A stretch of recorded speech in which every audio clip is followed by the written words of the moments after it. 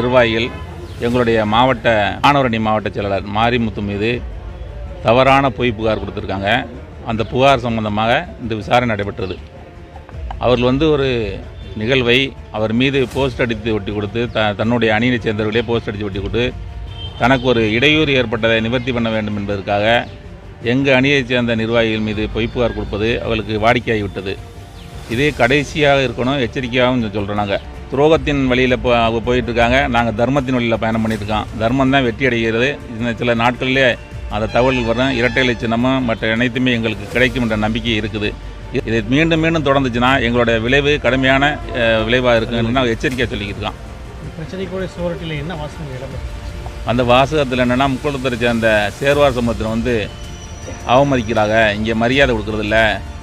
மாவட்ட செயலாளர் யாரையுமே ஒரு மனிதாபமான முறையில் ஒரு கட்சி நிர்வாகிகள் மரியாதை கொடுத்து நடத்துறதில்ல. அதில் மரியாதை கொடுத்து நடத்தாமல் பாராளுமன்ற தொகுதியில் 3 தொகுதியிலையும் 4வது இடத்து 3வது இடத்துக்கு போயிடுச்சு நம்ம கட்சிங்கிறத அதில் அடித்து ஓட்டியிருக்காங்க. அது உண்மை நிகழ்வு தான். சிவகங்கை மாவட்டத்தில் 3 தொகுதி 3வது இடத்துக்கு போயிடுச்சு. இந்த இது அப்படி இருக்கும்போது இந்த மாவட்ட செயலாளர் மாற்றணும் அப்படின்னு அவங்களுக்குள்ள ஒரு கோஷ்டி பூசல் இருக்குது. எங்களுக்கு அவர் எடப்பாடியில் இருக்க மாவட்டத்தில் மாற்றினா என்ன மாற்றாட்டினா என்ன தொலைஞ்சு போகுது, எங்களுக்கு என்ன இருக்குது, அதை பற்றி எங்களுக்கு ஆதாயம் இல்லை. நாங்கள் எங்கள் கட்சி எங்களுக்கு வந்தோடனே எங்களுக்கான அதிகாரங்கள் எங்களுக்கான பகிர்வுகளை இருக்குமே தவிர இவரை மாற்றாது எங்களுக்கான அந்த வேலை எங்களுக்கு கிடையாது.